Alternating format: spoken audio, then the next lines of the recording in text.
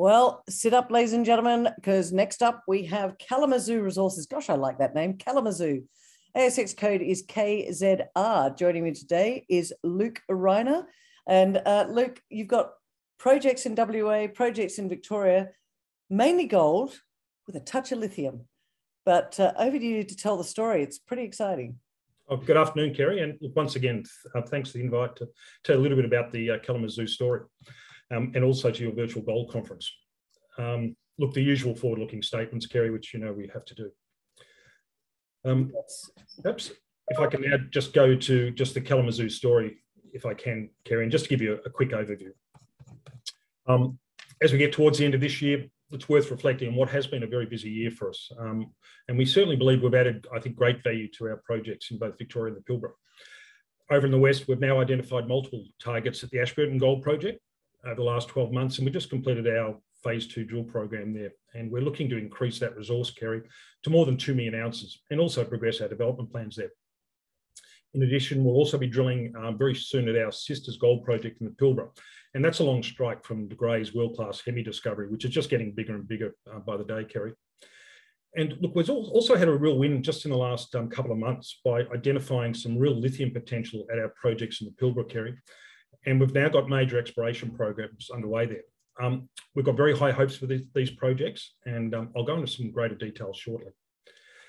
And here in Victoria, as we all know, we're going through the next gold rush thanks to our friends at Fosterville. And fortunately for us at Kalamazoo, we've got some pretty impressive exploration ground at both Castlemaine and South Muckleford, which are only about 45 kilometres to the southwest of Fosterville.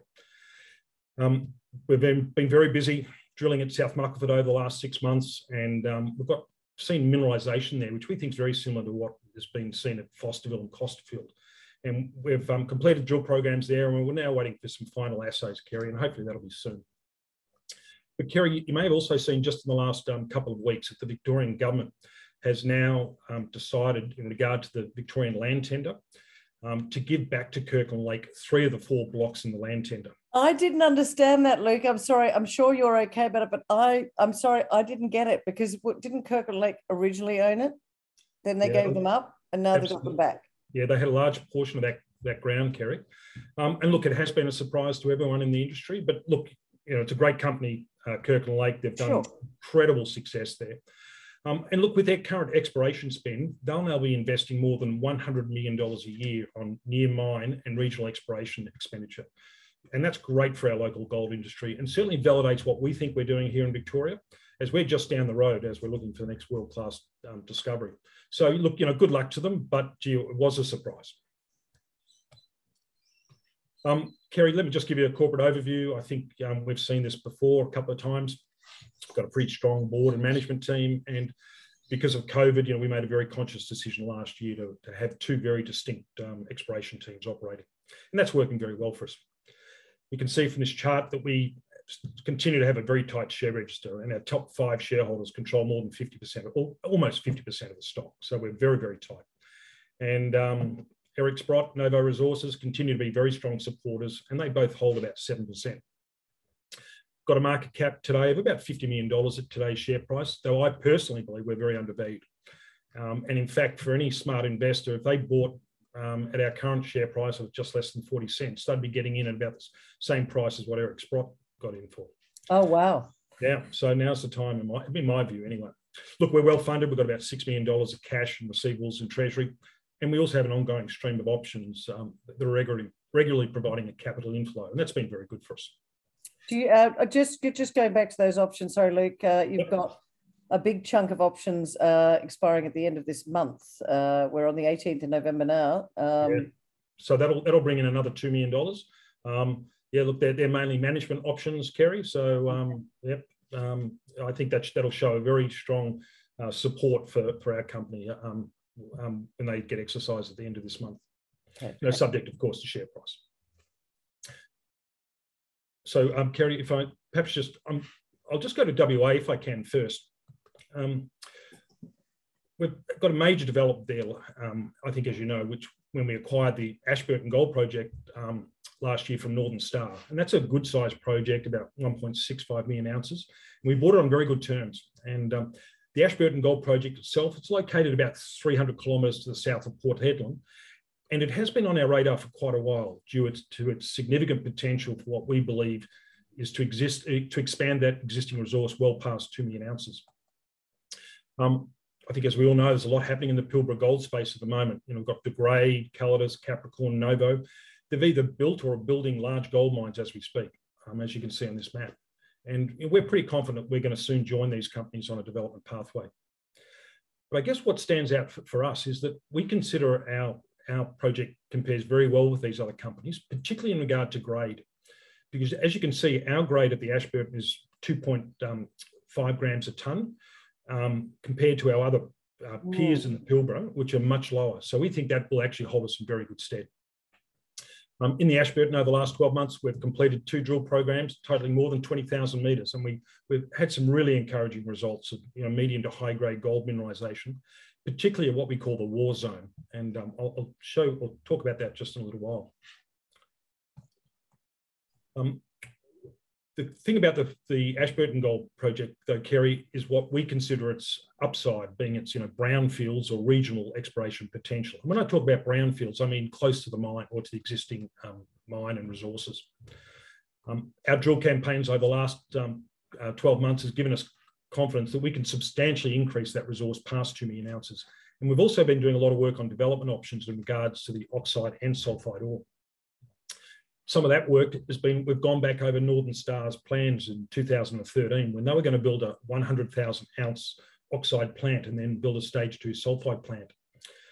Those plans were shelved by Northern Star when the Australian gold price back in 2013 dropped below $1,300 in Aussie dollar terms. And we think that gives us a terrific upside for our project now, particularly as the Aussie gold price is around about $2,500 an ounce, or more than $1,200 an ounce higher. So it's almost double. And Northern Star were about to push the button, 8 or 9 years ago, and we now think it's at the stage where, its progress is looking very assured. The project itself, it covers about 217 square kilometres, got 7 mining and exploration leases, as you can see from this diagram. And when Northern Star acquired it in 2010, after it already produced about 350,000 ounces, it quickly expanded that resource to 1.65 million ounces with further drilling. And that gives us a lot of confidence that we can expand it even further. We have excellent infrastructure on site with water, power, nearby gas pipeline, core farm, got a great little camp and also an airstrip on site. So just if you, that's a lovely photo, but can you just go back to the previous slide for a moment, Luke? Yeah, sure. The main drilling has been where? Yeah, at what they call the Mount Olympus deposit. Okay. Which is that picture, which I'll just show you in a sec, which is in the middle there. And that's where most of the gold has come out so far, of the 350,000 ounces. And you can see there's about 1 million ounces in the Mount Olympus pit, or an extension of the Mount Olympus pit. Mm-hmm. There's 5 different pits that have been mined already. And we're concentrating on these ones. Mount Olympus, obviously, there's already 1 million ounces there. But what we like is what we call the Waugh zone, or the Waugh deposit, which you can see a little bit higher up, or to the to the northeast. That's a higher grade. That's 3.6 grams, and we've now drilled along there, and we've got an extension that runs for about 2.5 kilometres of strike. So we think that's looking very positive. So if we look, this is the Mount Olympus pit, Kerry, where there, I think it was a couple of 100,000 ounces of gold came out of here, and as I said, there's about another 1 million ounces of gold here. So we're talking about a mature project, but it's always been our vision that we wanted to get it north of 2 million ounces, because that gives us lots of development options then as to the type of processing plant we build. Do we look at a float concentrate for the sulfide ore, etc.? So our drilling over the last 12 months, recently, which we completed late last year, we did our first drill program about 5,800 metres, and we intersected thick quartz there, which is very positive for us. And we also had some very nice grades and widths there, as you can see here. And our development plans have also been focusing on the metallurgy at and around Mount Olympus. And we've got a number of research studies underway, Kerry. And we're confident these results will positively impact on the economic recovery of the sulfide mineralisation. And then in more recent times, this year, we've completed another 15,000 metres of drilling, primarily, which started in May and finished up in around about December. Oh, no, when was it? About October. And look, we focused this drilling on extending the moderate to high grade mineralisation in and around surrounding the Waugh deposit, which you can see here, the pit. And this pit itself was mined by SEPA, who owned this project before Northern Star. And they mined it about 20 years ago, and it contained high-grade gold. And in addition, SEPA had numerous very high-grade drill intercepts in the Waugh pit of more than 1 ounce a tonne. And this was goodness. Yeah, and this was then backed up by Northern Star's drilling about 10 years ago. So we completed about 15,000 metres of RC and air core drilling here with our recently completed phase 2 program, Kerry. And this now has extended the moderate to high-grade mineralisation zone either side of the Waugh pit. And this strike length is now about 2.5 k's, as I mentioned, and it's still open. And we call it the Waugh zone. We're very bullish on this, and we think this will build nicely on the current oxide resource there of about 68,000 ounces at 3.6 grams a tonne. Kerry, again, here's a photo of some recent drilling we did at the Waugh zone. I do like the photos. You know what I'm like. I'm just a simple country girl, but the photos tell a million stories. Yeah, I think so too, and it just shows, kind of the topography and the condition. Just to put this in perspective, this is iron ore country primarily. We've got one of Rio's big iron ore projects only 4 or 5 kilometres away, and that's very good for us too, because it means a lot of good infrastructure. We've got the town of Paraburdoo there, and we've got gas pipelines as well. So we think that's very positive for us. Kerry, I mentioned earlier on just about lithium. And so I'd just like to talk about it at the moment, because as you know, it's a really hot market at the moment. And in its most recent report, the IMF forecast that there will be a 6-fold increase in demand for critical minerals, including for lithium, which is, as we know, is the key component for lithium batteries. And you can see it here on this chart, in the bottom left-hand corner, just where they think the demand for lithium is going to go over the next 20 years or so. And as we've seen from all the talk recently at Glasgow over the last couple of weeks, at COP, that the demand for lithium has been driven by multiple sources. In Europe alone, countries across the EU are implementing laws that not only commit to net zero by 2050, as we've seen, but also banning internal combustion engines for cars within the next 10 years.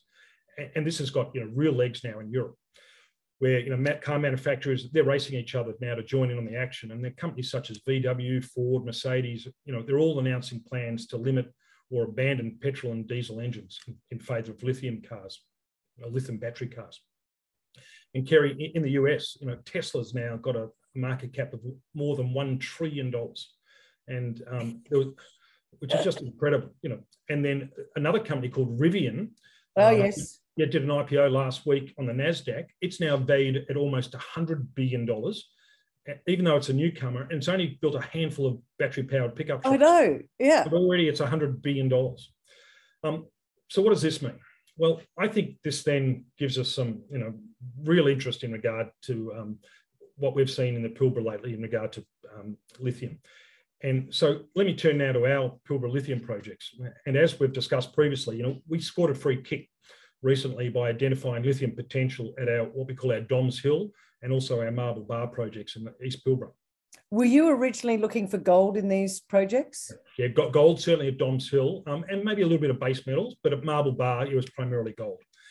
And so what we did, we undertook recently an independent review of our Doms Hill gold project, which is about 45 kilometres to the northwest of Marble Bar. And what this study identified was significant lithium potential, and which is a real bonus to us because we thought it was a gold project. And part of that, it's located just 50 kilometres from Pilbara Minerals' world-class Pilbara lithium mine, and it's in the same geological setting. And this immediately got our attention, so we started doing a lot of work on that. And then on top of that, we went and had a look at our Marble Bar tenements, and they're just 25 kilometres to the south of Global Lithium's Archer deposit. And again, it became obvious to us that, because of recent developments, we should really have a look at these projects in regard to lithium. So what we did was that we went back and had a look at a lot of the historical soil sampling. And what got us really excited, particularly at the Doms Hill project, is that it includes about 25 kilometres of strike extent of what is a prospective 4 kilometre wide granite greenstone contact zone. And you can actually see it here on this magnetics image, Kerry. And this area is known as the Goldilocks zone. and it's highlighted by the magnetics. And it's highly prospective for pegmatite-hosted lithium mineralization.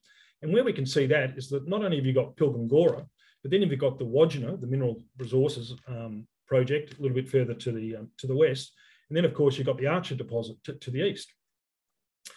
And so it appears to us that Doms Hill seems to be an analogue of both the world-class Pilbara and Waugh lithium mines, which are located nearby, as you can see on this map. But the interesting thing is that even though it's just up the road from two of the world's largest hard rock lithium mines, our project has never been explored for lithium. So we've now been on the ground, we're prospecting, we've reassayed previous geochem soil sampling, we've started a major soil sampling program across both Doms Hill and Marble Bar, and we're fast tracking this to initial probably 5,000 metre RC program early next year. And we've got some excellent targets lined up. So Kerry, all I can say is watch the space on this program. Oops. Now, if I can, I'll just mention our Sisters Gold project. Highly prospective. It's a long strike, about 45 kilometres to the southwest of De Grey's world-class Melina or Hemi Gold project, which is now, as we know, has grown about 9 million ounces. Unbelievable. Yeah. As you can see from this map, the project's situated along what they call the same Waugh shear zone, which is one of the controlling structures. And in fact, Novo, who are one of our tenement neighbours, they recently announced some really interesting results just next door to us as well. So this is very positive for us. Again, as the Sisters has never been drilled for gold. So we've identified 5 initial drill targets there based on our extensive soil sampling and pre-drill work. And we're in the final stages of permitting. Now, it is taking a little bit longer there for a whole range of reasons, primarily for native title. But we're just about through that, and we're planning to be drilling there early in the next field season. Are you along the same sort of geological structure as Hemi, the De Grey? Yep. So it's that same Waugh shear zone. So you can see it runs through Hemi, then across that Novo ground, then through our tenements. And the principle being with that one, you can see it's highlighted in red. So look, we think it's very prospective. It looks very similar, same geological structures. So, we've been very keen to get on there, but as I mentioned, permitting is taking a little while, but we think we're just about there now. I was just about to say, so do you think come the first quarter next year, you'll be in there drilling? Yep. Okay. Start of the field season. Yep. So now let me just talk, if I can, about Victoria. I'll give you an update if I can. Again, yep. I think 2.5 minutes. 2.5 minutes. Yep. Look, we've got very high grade gold here in Victoria. Fosterville, it's been a great development for everyone, and we're doing a lot of work here. So we think it's the right place to be, primarily because of the grade, Kerry. It's just a really terrific place to be exploring. We've got a number of targets here, both at Castlemaine and at South Muckleford. Castlemaine produced about 5.6 million ounces. South Muckleford, Malden area, about 2 million ounces. Really high grade, and we've been doing some drilling there, and we're very comfortable with what we're seeing. It is complicated though, because it's really high grade, but really quite narrow vein. But it means we've just got to do a lot more work on it and throw a lot of new technologies at it as well. Why does high grade narrow vary? And I know we're running out of time, but why does that make it a little bit more difficult? It's a narrower target, Kerry. You're not looking at 10 metre wide intercepts. You're looking maybe at a metre. So got to be specific, yeah. We've had programs running over the last 12 months at both Castlemaine and South Muckleford. Look, we're very, very pleased with what we're seeing. We're extending the strike length. We've got drill programs planned for next year as well. Tarnagulla, again, we'll be drilling there probably early next year, I think now. That's where that welcome stranger nugget, the world's largest nugget, was found, 3,123 ounces. You'd make some very fine gold jewellery out of that, Kerry, I'm sure. I could look after that. We know your love for gold. So, look, we'll see what happens there, but we think it's a really interesting project. And that's about 45 k's away from South Muckleford. And just quickly, Kerry, just talk about our valuation. Yeah, look, I think we're very cheap. The average gold grade per EV is about $89 for our peers in WA. We're sitting at $27. So based on this, even ignoring all our other projects and our lithium, we should have a share price of over $1. So I think as the next couple of months progresses and you see more drilling results, we may see a revaluation. But of course, everyone's got to do their own assessment. So let me just summarise. We've got great projects in WA and Victoria. really interesting stuff on the lithium. We'll see where that goes. I've got some fantastic cornerstone investors, well funded, and we've got some really significant exploration programs over the next 12 months, Kerry. So that's our story. That's a great story. And we're out of time. Chairman and CEO, Kalamazoo Resources. We will see you in the Zoom networking room at the end of today. Ladies and gentlemen, if you've got any questions for Luke, make sure you join us at Zoom networking from 5:30 Australian Eastern Daylight Standard Time. We'll see you then, Luke. Thanks for joining us at the Virtual Gold Conference. Great story. Thanks, Gary. See you.